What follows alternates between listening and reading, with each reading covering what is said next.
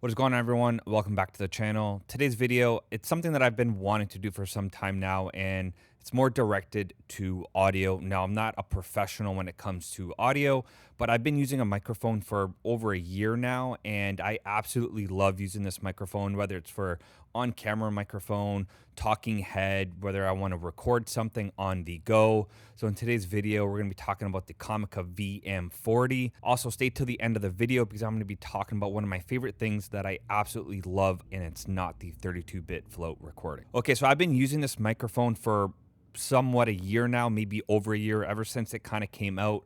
I remember seeing this microphone being advertised on Instagram, and the major thing that made me want to get this microphone was the internal 32-bit float recording. Now, at that time, I think 32-bit float recording was kind of a little bit newer in these kind of microphones that were just like somewhat coming out. And I thought, that would be kind of cool if I'm filming things on the go, or if I'm doing like talking head stuff like this. And if I don't want to use the receiver, or if I just want to record something in the car or a quick little memo, I think this microphone is amazing for that. So the EMOM today, I'll start minute 1 on the bike. So I'll go, it's 40 minutes total. I'll do 11 calories on the bike in the first minute. Second minute, I'll do 5 power snatches. It's gonna be at But that wasn't 120. the one thing that also captured my attention. One thing is that you can actually get this microphone in a kit where you can get 2 microphones and 1 receiver. So you can use 2 microphones going into 1 camera. I think that's one of the major selling points for this microphone, is that we can actually sync 2 microphones to 1 receiver. I've been using this microphone for scratch audio on camera, whether I'm filming a cinematic boxing video where I need nice scratch audio, whether it's the athlete, hitting the boxing bag or something like that.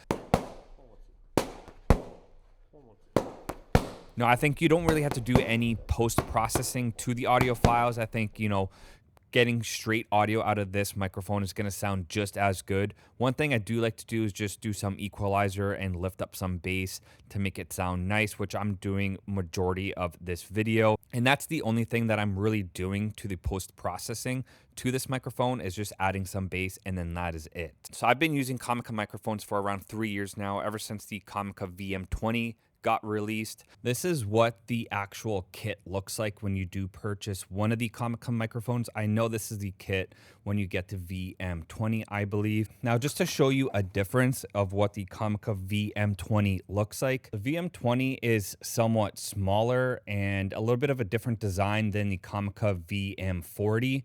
The dial knob on the bottom there is a little bit different, and also the little screen here as well. We have a couple more buttons. Now, one thing that I've realized on the Comica VM40 is that there's actually no on and off physical button. Now, this microphone obviously records 32-bit float internal into the microphone. Now, obviously the difference between the Comica VM40 versus the VM30 and VM20 is we have 32-bit float internal recording. Now, I like using this function, but I just feel like I don't really need to, where I can just connect the receiver to my camera.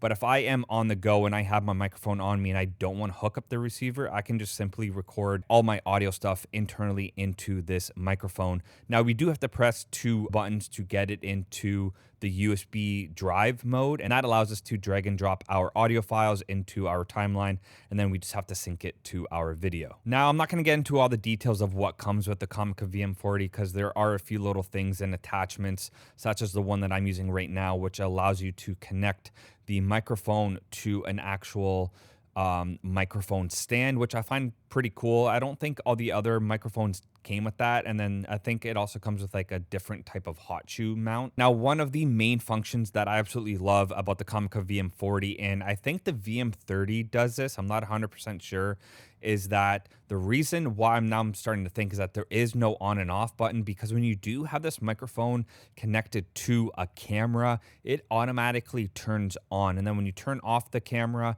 the microphone turns off as well. So this allows you to save so much power for the microphone, just in case if you are filming on the go and you forget to turn the microphone off and you're like maybe a half hour or an hour between different sets or shoots or whatever, within that hour, you are going to be losing juice in the battery. You're not going to have any, battery loss if you do forget to turn it off, because the microphone is going to turn off automatically when you do turn the camera off. Now, this function only works when you have the camera connected directly with the cable into the camera. It won't work if we are going wirelessly. Well, at least I don't think it does. One other cool function that I love about this microphone is that we can download the Comica app, and then from there we can monitor our audio and also a couple other settings that we can actually control onto the microphone itself. And as you can tell right over here, we have a red record button. So not only am I recording this directly into the camera with the receiver, but I can also record 32-bit float as well. So I have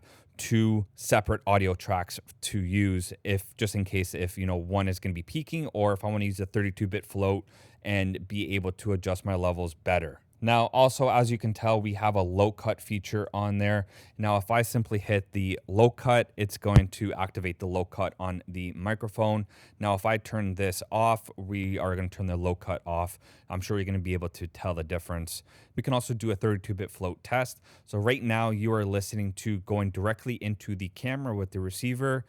Mind you, the Nikon ZR does record 32-bit float internally as well. I'm not 100% sure if we're getting 32-bit float out of this right now, but this is going directly into the receiver, into the Nikon ZR.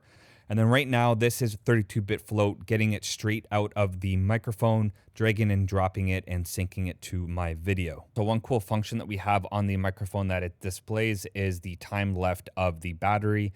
As you can see, it says we have 12 minutes there. And then once we press that record button, it will change to how much time we have left of recording on the actual microphone itself. Now, I'm not 100% sure on the price of this microphone. I believe at the time it was around like $280 or $300.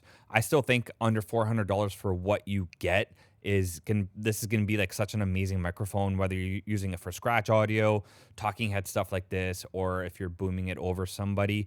And for the sake of this video, I'm just showing it in front of the camera and you can physically see the microphone, just so you guys know that I am using this microphone and it's not above me. I feel like the closer we do get to the microphone, the better the audio sounds, which I feel like is like normal for any microphone. But this microphone is also great if we're gonna be booming it over people, if we're shooting like a doc or a short film or something like that. So that's it for this video. If you guys are interested in picking up this microphone, I'll put a link in the description. This video is not affiliated with Comica whatsoever, which I feel like I should have stated in the beginning of the video, but just so you guys know, I bought this microphone with my own money, and I feel like you should pick up one too.